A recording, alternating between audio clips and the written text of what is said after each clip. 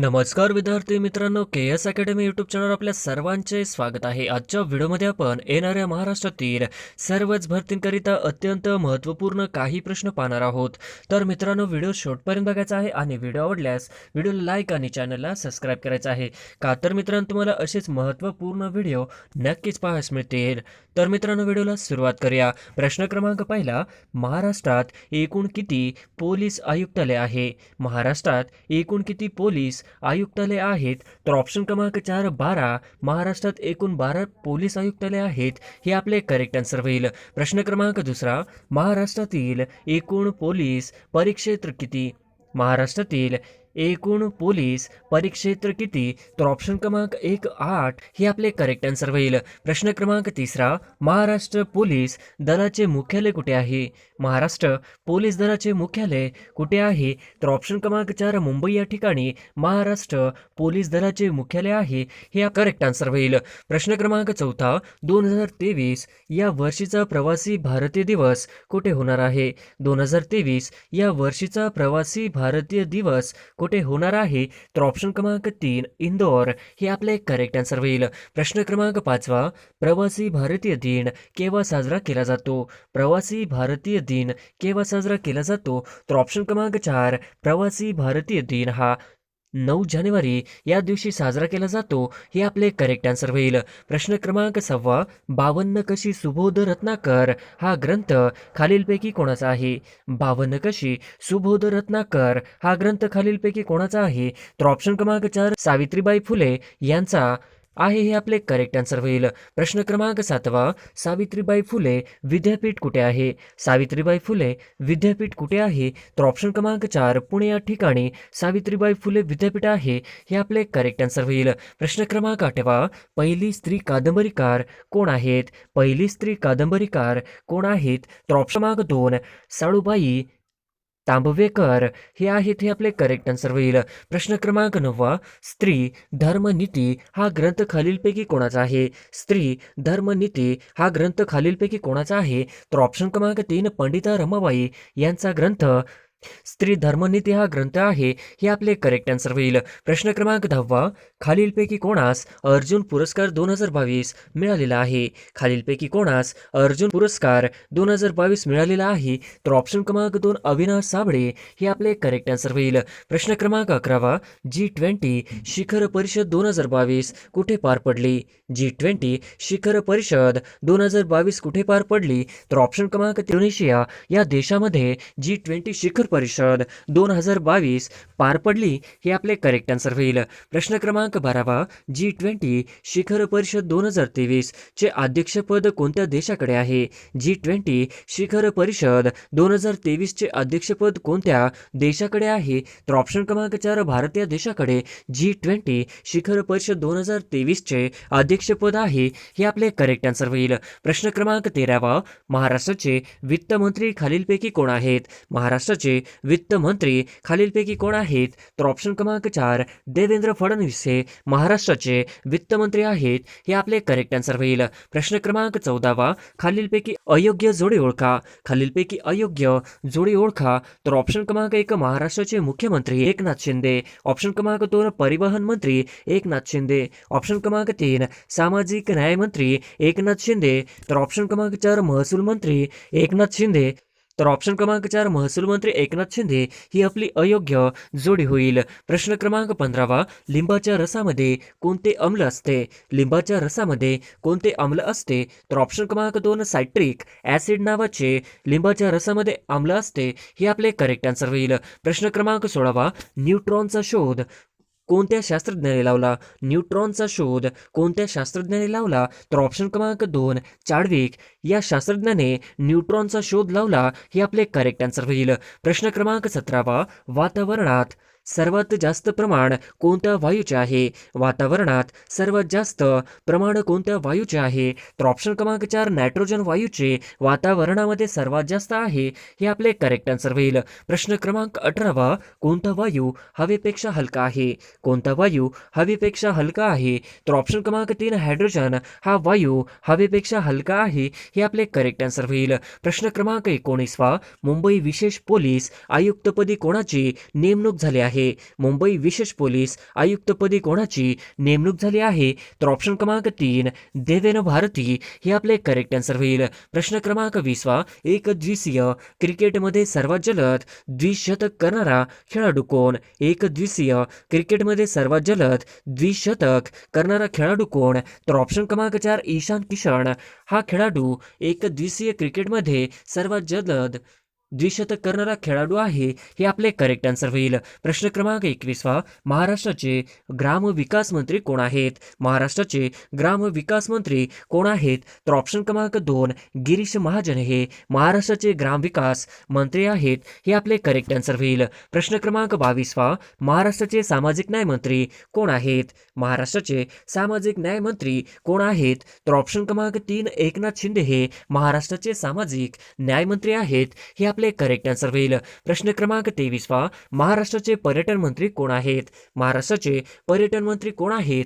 तर ऑप्शन क्रमांक 4 मंगल प्रभात लोढा हे महाराष्ट्राचे पर्यटन मंत्री आहेत. हे आपले करेक्ट आन्सर होईल. प्रश्न क्रमांक 24 डी.वाय. चंद्रमोड हे सर्वोच्च न्यायालयाचे कितवे सरन्यायाधीश आहेत?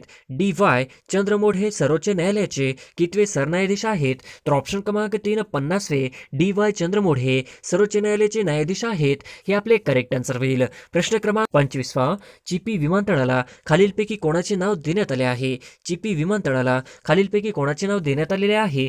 तर ऑप्शन क्रमांक 4 बॅरिस्टर नाथपो यांचे नाव देण्यात आले आहे. हे आपले करेक्ट आन्सर होईल. प्रश्न क्रमांक 2022चा शांततेचा नोबेल पुरस्कार कोणास जाहीर झाला आहे? 2022चा शांततेचा नोबेल पुरस्कार कोणास जाहीर झाला आहे? तर ऑप्शन क्रमांक 1 ॲलन बिलियास्तकी यांना 2022चा शांततेचा नोबेल पुरस्कार जाहीर झाला आहे. हे आपले करेक्ट आन्सर होईल. प्रश्न क्रमांक 27 क्षमा करणे अर्थाचा वाक्यप्रचार कोणता? क्षमा करणे या अर्थाचा वाक्यप्रचार कोणता? तर ऑप्शन क्रमांक 1 पोटात घालणे हे आपले करेक्ट आन्सर होईल. प्रश्न क्रमांक 28 उखळ पांढरे होणे या वाक्यप्रचाराचा अर्थ खालीलपैकी कोणता आहे? उखळ पांढरे होणे या वाक्यप्रचाराचा अर्थ खालीलपैकी कोणता आहे? तर ऑप्शन क्रमांक 1 वैभव प्राप्त होणे हे आपले करेक्ट आन्सर होईल. प्रश्न क्रमांक 29 चंदन करणे या वाक्यप्रचाराचा अर्थ सांगा. चंदन करणे या वाक्यप्रचाराचा अर्थ सांगा. तर ऑप्शन क्रमांक 2 नाश करणे हे आपले करेक्ट आन्सर होईल. प्रश्न क्रमांक 30 हिंद केसरी विजेता 2023 कोण बनला आहे? हिंद केसरी विजेता 2023 कोण बनला आहे? तर ऑप्शन क्रमांक 3 अभिजित कटके हे हिंद केसरी विजेता 2023 बनला आहे. हे आपले करेक्ट आन्सर होईल. प्रश्न क्रमांक 31 हिंद केसरी अभिजित कटके हा कोणत्या राज्याचा रहिवासी आहे? हिंद केसरी अभिजित कटके हा कोणत्या राज्याचा रहिवासी आहे? तर ऑप्शन क्रमांक 3 महाराष्ट्र या राज्याचा हिंद केसरी अभिजित कटके हा रहिवासी आहे. हे आपले करेक्ट आन्सर होईल. प्रश्न क्रमांक 32 2023चा प्रवासी भारतीय दिवस कोठे साजरे करण्यात आला? 2023चा प्रवासी भारतीय दिवस कोठे साजरे करण्यात आला? तर ऑप्शन क्रमांक 3 इंदोर या ठिकाणी करण्यात आला. हे आपले करेक्ट आन्सर होईल. प्रश्न क्रमांक 33 महाराष्ट्र केसरी 2023 कोठे आयोजित केली आहे?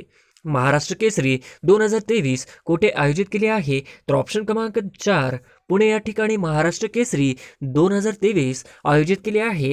हे आपले करेक्ट आन्सर होईल. प्रश्न क्रमांक 34 भारताचे क्रीडा मंत्री कोण आहेत? भारताचे क्रीडा मंत्री कोण आहेत?